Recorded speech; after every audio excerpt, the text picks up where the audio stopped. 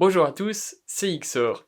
Aujourd'hui, on va parler d'un sujet super important pour toute production vidéo, l'organisation. Vous voulez savoir comment s'organiser pour produire des films d'animation sans perdre de temps? Comment suivre l'avancement de son projet sans perdre le fil? Je vais vous montrer la méthode que j'ai utilisée pour réaliser mon court-métrage Courage dans les délais que je m'étais fixé. C'est parti! Le système de fichiers. Commençons par la base, le système de fichiers. Ça peut sembler basique, mais un bon classement est la clé pour ne pas se perdre, surtout quand les fichiers s'accumulent. Voici comment je m'organise. Pour chaque projet, je crée un dossier. Puis dans celui-ci, je crée 3 autres dossiers. Pré-production, production et post-production. Je range tout ce qui vient avant de créer des images dans le dossier pré-production. Les références, scénarios, storyboard, découpage technique. Pour chaque catégorie, je crée un dossier et chaque fichier est soigneusement nommé. Pour ce faire, je procède de la manière suivante. Je note d'abord la catégorie du fichier, puis ce qu'il contient ou représente. Enfin, je nomme la version. Toujours en minuscule, je ne mets jamais d'espace ni de caractères spéciaux pour éviter les bugs, même si c'est peut-être un petit peu vieux jeu de nos jours, je préfère être prudent. Si j'ai plusieurs fichiers qui représentent la même chose mais de manière différente, comme des images, je rajoute un numéro après un tiret, de manière à ne pas confondre avec une version. Pour la production et la post-production, je travaille de la même manière. Évidemment, moi je crée des films d'animation, donc mes catégories sont très certainement différentes de celles qu'il vous faut pour vos projets. Pour vous montrer, voici mon dossier production, et chacune de ces catégories. Animation, Assets, ce sont les fichiers 3D. HDRI, ce sont des sortes de textures pour le ciel des mondes 3D. Les dossiers Render, c'est là où sont stockés tous mes rendus. Et le dossier Texture. À l'intérieur des catégories, chaque élément a son propre dossier qui groupe toutes ces versions. Le fichier master est une copie de la version la plus haute. Si je crée une nouvelle version, je viens remplacer le fichier de master. De cette manière, ce fichier est toujours à jour. L'intérêt c'est que son chemin d'accès est toujours le même. Dans la création d'animation 3D, il y a beaucoup de liens de fichiers.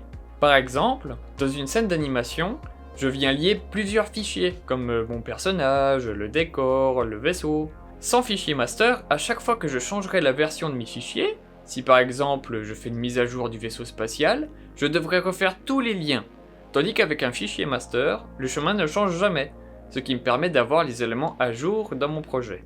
Dans le dossier post-production, j'ai des catégories pour les fichiers de montage, les fichiers audio, et un dossier export qui contient tout ce qui est prêt à être envoyé. Toute la difficulté réside dans le classement des fichiers qui ne sont pas clairement dans une catégorie.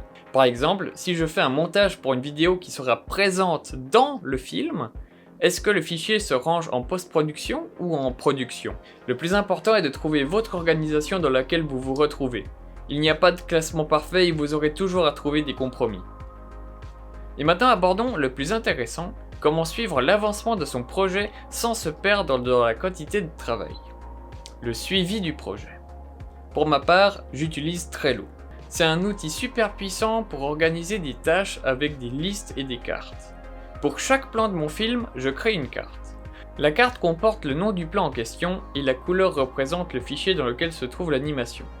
Pour chaque carte, je crée une checklist avec les éléments à terminer avant de pouvoir passer à la phase suivante.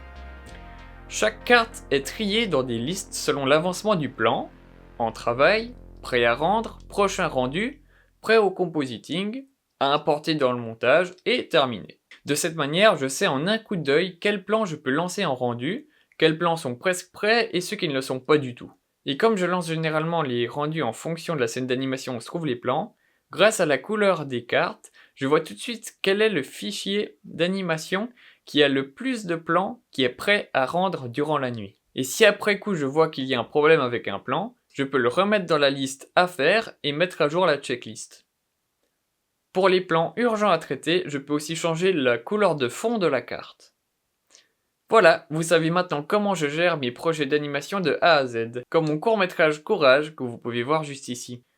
Et si vous voulez suivre mes prochains projets, abonnez-vous, laissez un petit like, ça m'aidera énormément.